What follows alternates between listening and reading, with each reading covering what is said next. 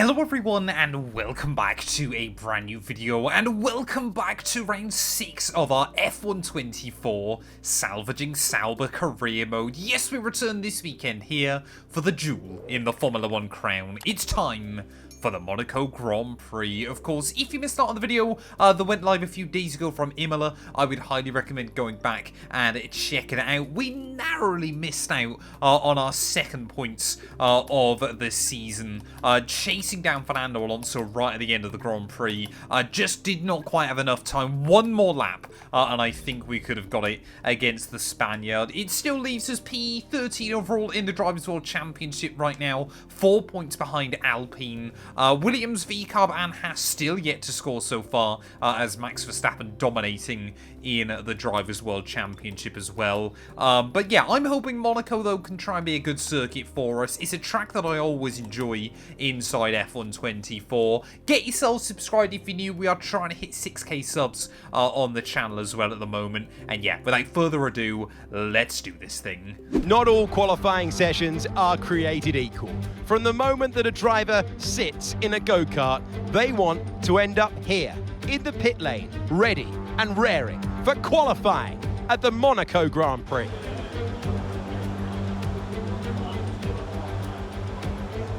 Well, you can see there, Alumi Bravi, our team principal, just reminding me to try and make sure that I bring the car back clean and tidy in one piece then, but really hoping that we can get a good qualifying effort on the board here today. Of course, Sauber kick-started 2025 in pretty much the perfect way possible over the weekend by scoring some points.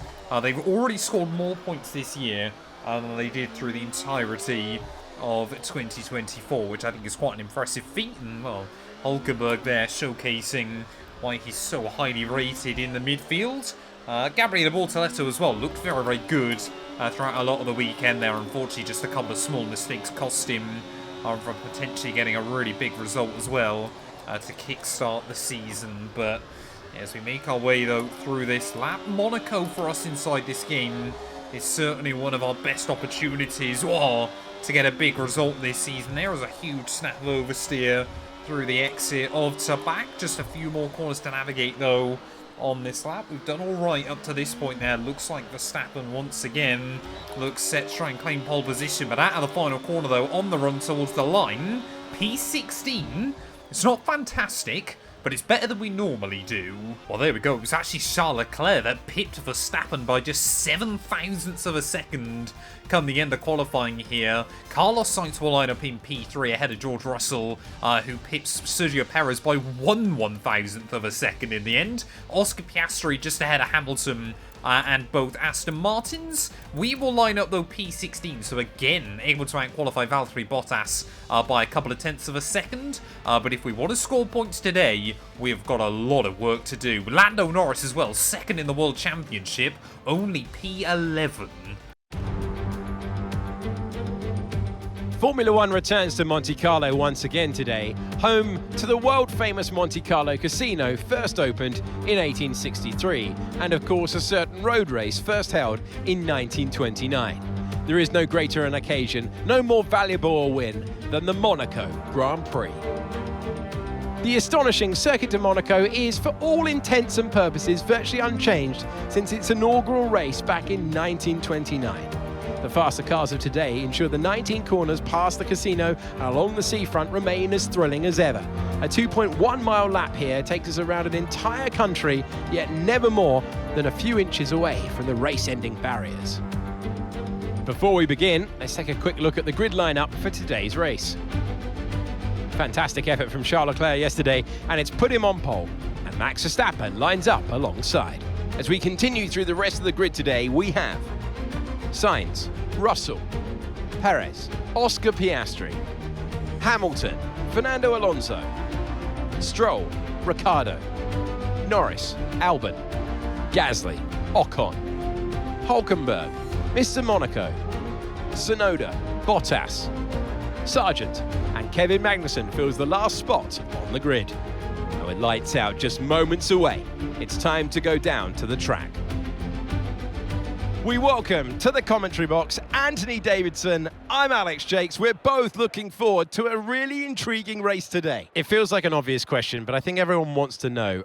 At this stage, are you nervous or excited? Probably at the start of a race, it's where your heart rate's at its highest in anticipation. And you've got to be in the right mindset. You've got to be thinking there inside the car, what can go right? How can I be opportunistic rather than what can go wrong and how do I protect my position? Look forward and stay positive. It's easy to say, very hard to do when you're in that position. Only a few places away from a points finish last race. We're hoping he can do it today.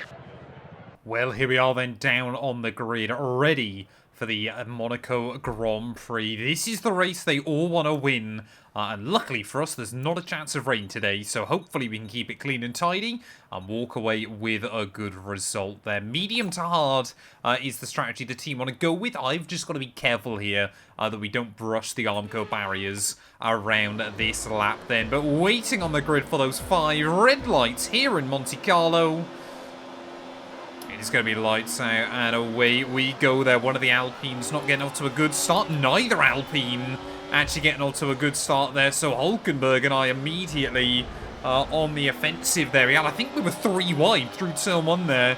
But we will move up into P15 straight away off the start. Looks like Lando Norris not getting off to a particularly good getaway there under pressure from Alex Albon in his Williams. But obviously lap 1, you've just got to try and be confident and go for stuff. Oh, I thought about it. I thought about trying to make it 3 wide with those Alpines, but couldn't quite make it happen there. Has, again, got to be so careful that you don't pick up any front wing damage on lap 1. I can hear plenty of kind of bumping and scraping from other cars around us as well. One of the Alpines there slaps the inside wall. Not as bad as the contact they made through that corner in the real-life Monaco Grand Prix last year. But as we try and have a look down the inside then of one of those cars there up into P14, sorry, on lap 1. So I believe that was Gasly that made the little mistake there. But we've done a good job then. We've gained a couple of places as well, which is super important. Early on, of course, this race does very quickly kind of become pretty dominated by strategy as well, though, so just going to have to try and stay out of trouble. Yeah, we've done pretty well on lap 1. Now we've just got to try and hang on to it. I know I mentioned it back at Jeddah as well, but I do sometimes find it easier around these circuits like Monaco, like Jeddah, you know, your street circuits that do require a huge amount of precision.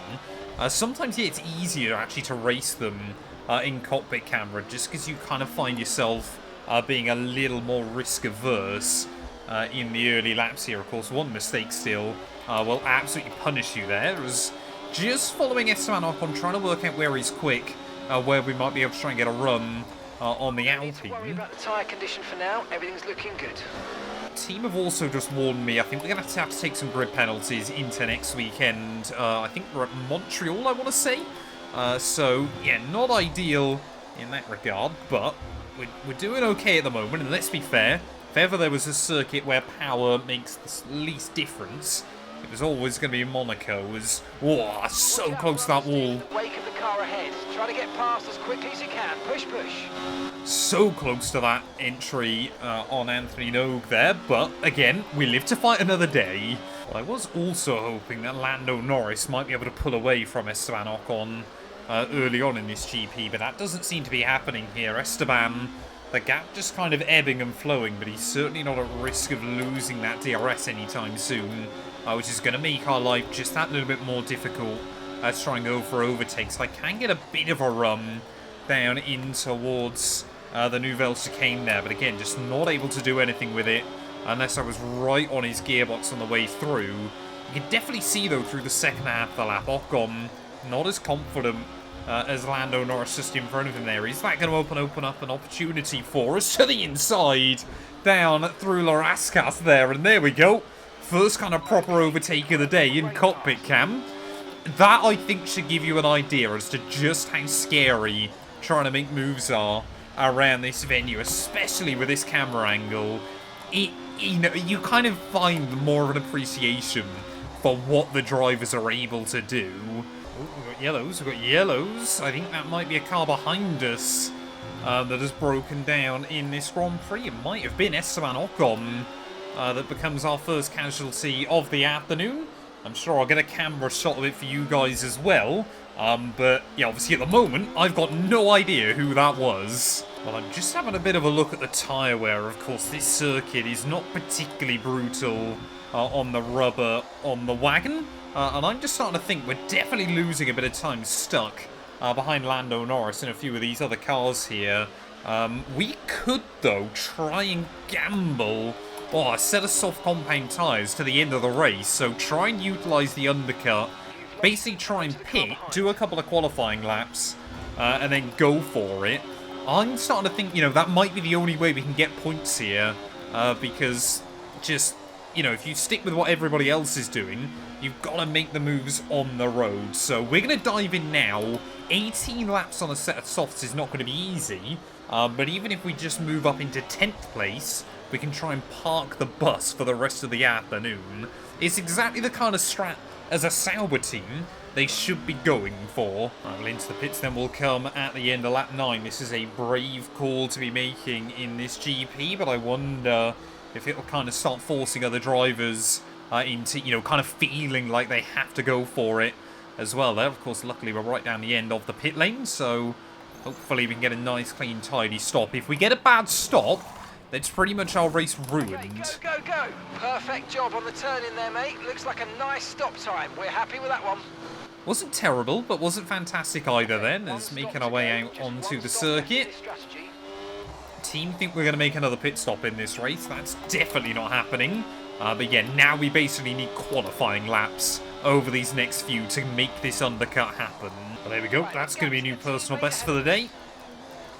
Okay, apparently we're not getting the gap to the team ahead of us, but a 1:11.6 then.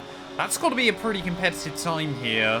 We're starting to get a little bit worried because I think we're closing in on Logan Sargent in this race. But yeah, really trying to thread the eye of the needle. No, I think that's actually a Haas car then. So I'm not too sure what's happened to them. I've also just realised... oh no, I think Mark's gone. That's not ideal. That no car actually went out of the Grand Prix then, so that would be why when I said there was going to be a camera shot, nothing happened. I think it's just one of the Haas cars going slowly. I think I heard a car moving into the pit lane though, so hopefully we can start to make a little bit of progress then in this Grand Prix. It's always a bit awkward around here. Obviously you can see cars around the circuits. There we go, there's one of the Mercs. So I think we've got a really good jump on a couple of people here. Will we see the Haas car get a run on the Mercedes up the hill? No, we won't. But I don't know whether that's Russell or Hamilton. I hope for our sake it's Russell, because that means we've really jumped up the order. So I can confirm then it's Nico Hulkenberg that is really struggling in this GP. Seems to be a bit disconnected from the rear of the field then. And can we try and navigate around him nice and quickly here? We'll try and have a look to the inside. Make sure we get it slowed down there just inside track limits as Hulkenberg will try and cut over the chicane just, I think, in avoidance. But we are through. 99% certain, though, it's Hamilton in front of me. So I think we will have promoted ourselves up into the points by the time everybody else has picked then. So this has worked really well. Sure, we'll see a load more cars into the box this time through. We'll try and get that power down yet again then. And there we go, up to P10 of this race, and there's still a few more cars I think that need to box. Well, one of the Haas cars then holding up Lewis Hamilton in his Mercedes. Oh, a big lock-up. You can just see how much time we take out of them because they kind of start to trip each other over there. Hamilton slaps the inside wall. Still, Kevin Magnussen staying out then. So not quite sure what Haas's plan is at this stage of the day, but it's definitely going to be another one that we're going to get for free fairly soon. I mean, could Haas be just trying to keep him out there as long as they can and pray for a red flag? There's always the possibility that it happens here rather than anywhere else. I guess they've kind of got nothing to lose. Lewis Hamilton, though, definitely does have a lot to lose stuck behind him still. Unfortunately, could not quite get close enough through the exit of Portier, so I don't think we'll be able to get a run down into towards the chicane this time round. But yeah, fighting Aston Martins last weekend, fighting Mercedes this weekend. Things are already just starting to turn around a little bit for Sauber inside this game as we slap the wall through the exit of Tabak yet again there. These rear tyres already not filling me with a huge amount of confidence there. Result, there we go, Magnussen into the pit lane then. So we're going to be all over the back of Lewis on the run back towards turn 1, but I don't think we're going to be able to try and get around him there. Up into 8th place though with the GP. I would definitely take 4 points. We've got another car leaving the pit lane then. Not too sure who that is in this GP. Sergio Perez in the Red Bull. And we're up to 7th then of this Grand Prix. So if we got past Hamilton, we could have potentially been ahead of Perez here and up into P5 of this race. Though Checo is on the medium, so I think he's going to pull away. But yeah, this is a very, very odd strategy by the AI. Kind of going for the alternate here. And it's not really worked for Sergio. But for us, though, 10 laps left of this race. Now, we're just kind of really trying to settle in and make sure we get the car to the flag. Well, I really hope for F125 they do fix a couple of these weird bugs and glitches still inside this game. Of course, I've still got my lap counter. So I know we've got 7 laps left after this one. But because the game wants me to box again, because the team think I'm on a 2-stop strategy, I've moaned about it before, but obviously the pit override is instead of what position we're in. Of course, I could normally ask for an update from Mark, but he's decided to go on strike as well. So I'm kind of completely in the dark here. I think I'm just going to try and bring it home in 7th, but I've got no idea if we've gained another place. I've got no idea who's applying pressure behind us. I'm kind of driving completely in the dark. But we are starting to cause a real train towards the end of this Grand Prix here. 5 laps to go, but the tyre wear is still climbing. The ICE wear is also getting to a slightly uncomfortable level towards the end of this race. I'm trying to avoid wheel spin to keep those rear tyres in check. But there is now a big, big train of cars behind me there, as you can just see. Oh, no! Fernando Alonso puts us in the wall there. I think he thought I was just going to back out of it, but we had to try and stay wheel to wheel. And now we've picked up front wing damage as well in this Grand Prix. As now, I think that's Oscar Piastri in the McLaren trying to have a look around our outside. And he will be able to move through as well here. So this is all starting to go wrong for us. Right towards the end of the Grand Prix there. We're going to lose a couple of spots immediately. And are we just not quite going to have enough towards the end of the afternoon? Only time will tell. We lost a couple of places, but luckily it was only minor front wing damage. Well, the other really, really scary thing here is, of course, that those rear tyres, if we end up with a puncture inside these final 3 laps, it'll just go on us. And we'll have no idea and probably just spin out immediately here. There's someone else trying to look around our outside down at turn 1. Again, we will just about able to defend that. We're just having to cover the inside line into every corner at the moment. But this is one of the joys of Monte Carlo. It can be so difficult for anybody to find a way around. Having to get on the throttle so late on corner exit and just manage the tyres. I mean, probably most of the field now is caught behind us in this logjam. But I just want to hang on for our 2nd points of the year. Well, things are getting so bad then with just a lap and a half to go of this race. Going through the hairpin now, the FIA were actually bringing out yellow flags. That is just how slow and off the pace we are having to try and drive this car late on. As whoever that was behind us thought about having to look for a move down through to back there. I mean, we're not even able to keep it full throttle through the entry of the swimming pool chicane because those rear tyres, they are screaming at us.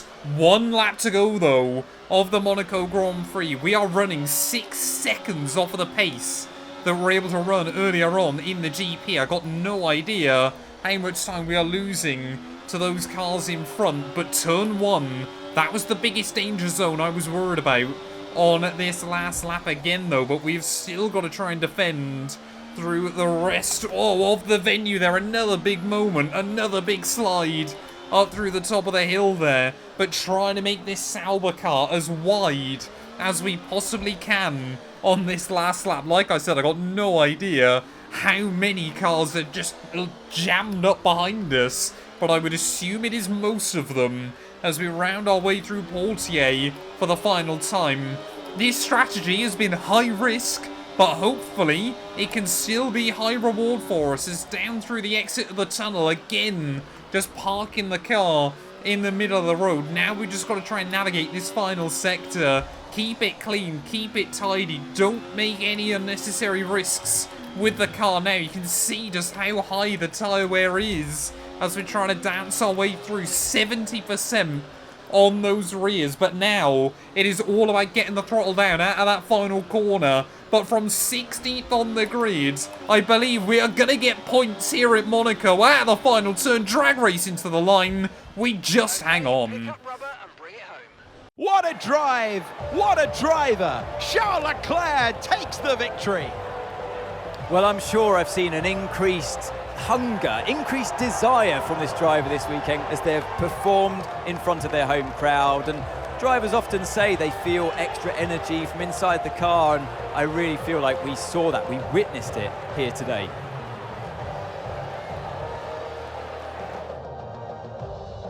And here we are, a team that is no stranger to the podium, taking their place on top once again. A sublime race today and a stunning win for Ferrari.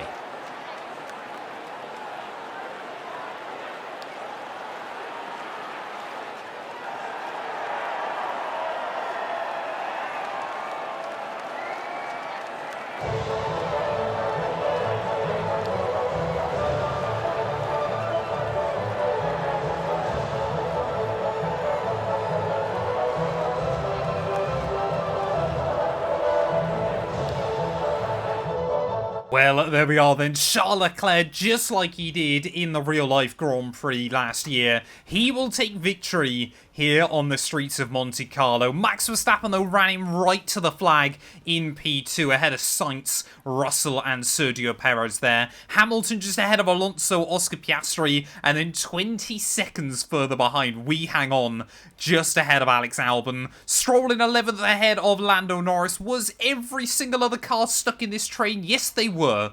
But it does not matter, because we have got another 2 points on the board for the Sauber team there, against Alpine, of course, in the Constructors' fight. Every car, though, made it to the checkered flag when all is said and done, so a very good job there. Verstappen, though, now with a 58-point lead at the top of the table. Leclerc, Sainz, and Norris now covered by just 1 point behind him. Perez still in 5th ahead of both Mercedes. Alonso still ahead of Oscar Piastri. And yeah, with those 2 points on the board as well, we jump back past Esteban Ocon. Albon gets his and Williams' first points of the year as well, though, so shout-outs to him. Constructors-wise, Red Bull still with a 28-point buffer ahead of Ferrari. McLaren still in 3rd ahead of Mercedes. We are just 2 points behind Alpine, 2 points ahead of Williams, but there is still a lot that can change throughout the rest of the campaign. Thank you all so much for watching, and we'll be back very soon, ready for the Canadian Grand Prix.